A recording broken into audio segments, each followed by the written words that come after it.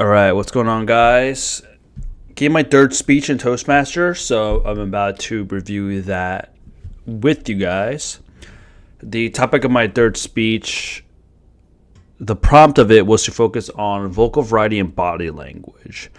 And so going into this speech, I was focused on trying to move a little bit more, trying to move around the room.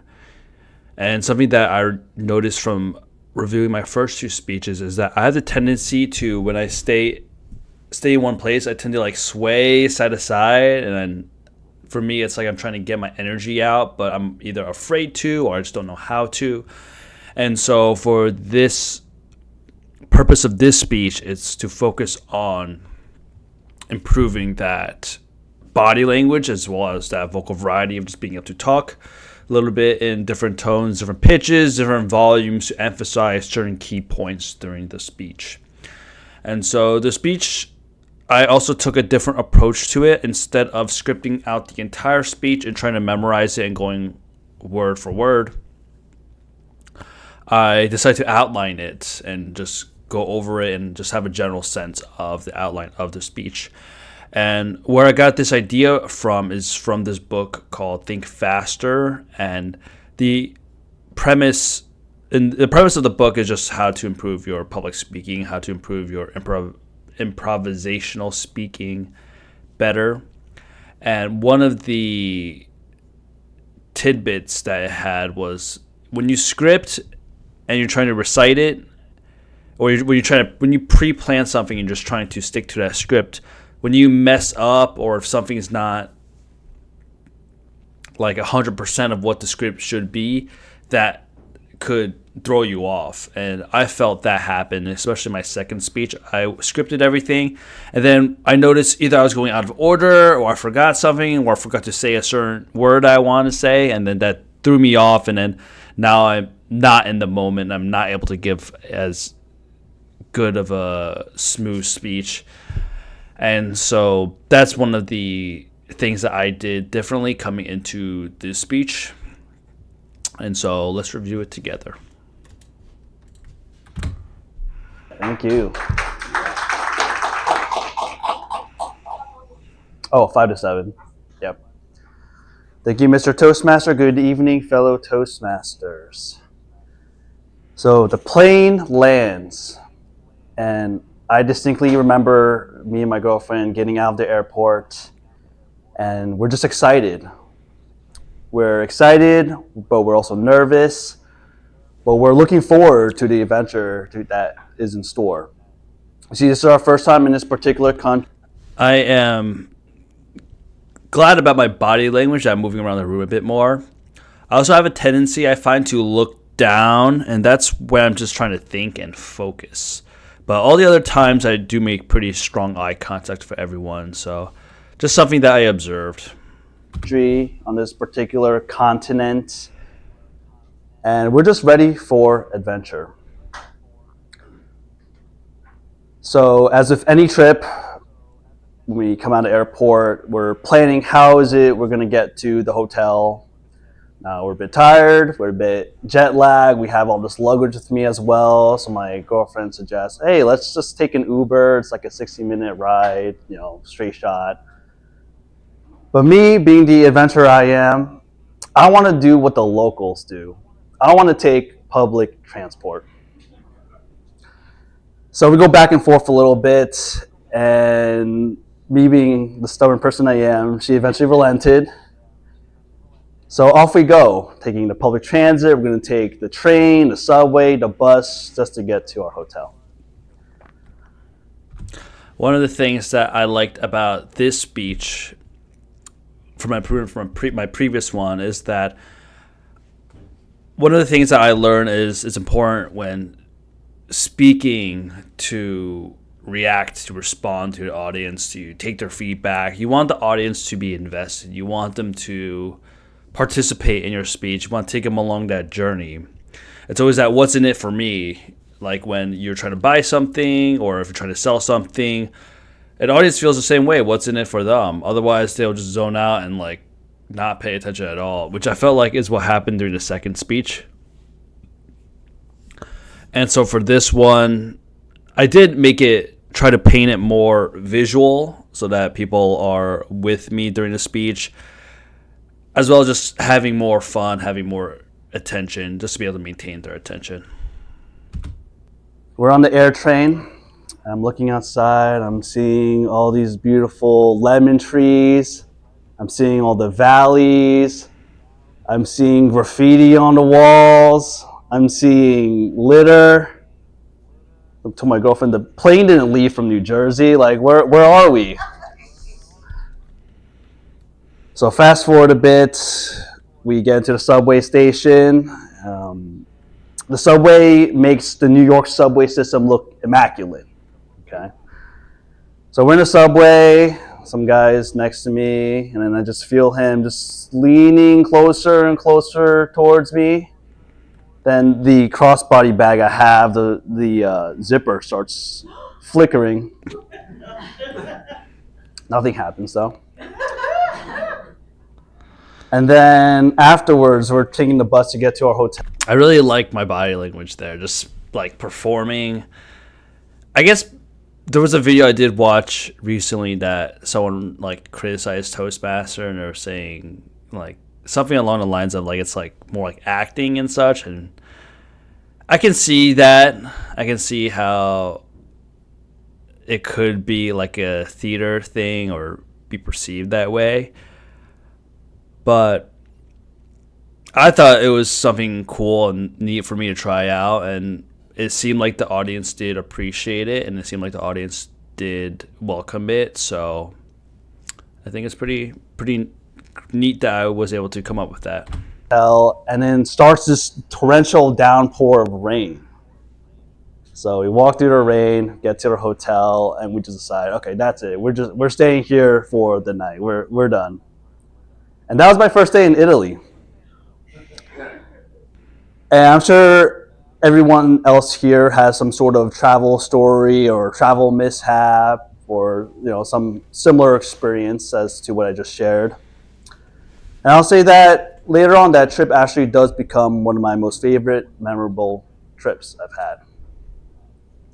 And so just goes to show that how something starts isn't always how it ends. And I just want to give a few tips now that I'm more of a seasoned traveler, just want to give a few tips that my less seasoned traveler self could benefit from, and perhaps someone in here could benefit from as well. All right, so tip number 1, it is worth spending the extra money. So having gone to Uber, none of that would have happened, but it was also an experience, so I want to take it back. But spending extra money is also good when it comes to excursions. So what really made the trip better was we took excursions. There's something about this speech that I admit to is that it's kind of all over the place. I just give my story in the beginning, and then now I'm just diving into like 3 tips that I would give to like my less seasoned traveler self. And I just couldn't find a better way to connect the story and for just the rest of the speech. I felt like I didn't want to make it, you learn from the mishaps, like trying to make it like this wooey inspirational speech that maybe sound cliche. I wanted to avoid that, so when I was coming up with the idea for the speech, I also just initially it was going to be like how to travel efficiently or how to travel effectively, and just give my advice and tidbits on that. But I felt like it wasn't I really wanted a story in there. I felt like my goal was to work on my body language and my vocal variety and being able to outline the speech. And I thought that the story was cool and fun too, and something that I wanted to share. And I think that other people, from their reaction, did resonate with. And so I really want to keep that in. And so that's why the speech kind of goes like from my own personal story to just something different. But hey, it is what it is. Excursions to Tuscany. We took excursions to the island of Capri. And it was great because an analogy I like to use is I've never been to Disney World, but I imagine Disney World You're waiting in line for 5 hours for a ride, and like that's the average experience. Unless if you have like a fast pass, right? So if you have a fast pass, you can just cut through the line, go on every ride. Excursion is kind of similar. Excursion, you get all the transportation taken care of, the logistics taken care of. You see like the best of the best. And so we had excursion in Capri, and I remember being in the bus and seeing other people. There's people waiting for the bus, people waiting for the ferry to come. Sometimes the tickets get sold out, so then they have to wait even longer.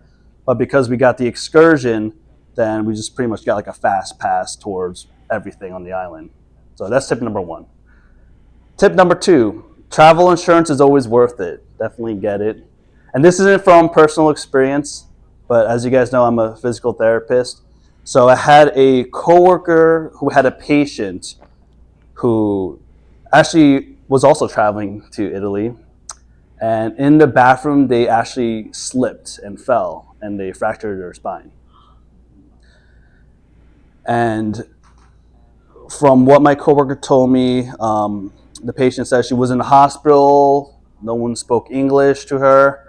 And then through Google Translate, they told her that she'd have to stay there for 30 days. But luckily, this was the first time in her life that she booked travel insurance. So she was able to get medevac from Italy back home to New Jersey, saving fractions of the cost. So I said that wrong there. I think fractions of cost doesn't make sense. I think it's fractions of whatever. I don't even remember what I'm trying to say. You save a lot of money is what I'm trying to say. Oh yeah, another tidbit in the book that I was reading in Think Smart was, in the speech, it's instead of trying to think or try to speak professional or try to sound like a professional, it's in the book they said it's better to just try to be casual, try to like it's as if it was a one-on-one conversation. So I do think that if I were giving a speech, or when I were trying to give a speech and trying to act all professional and whatever, it did make it harder for me to think on the spot or to be relaxed or be myself. And in this speech, I was actually a lot more relaxed than I've ever been in any of my speeches. And it felt pretty good to be able to go up there and not have all the nerves that I typically would get. So that's the cool benefit of practicing. insurance, you wish you have it. What's the saying? Yes, there you go. She knows. All right.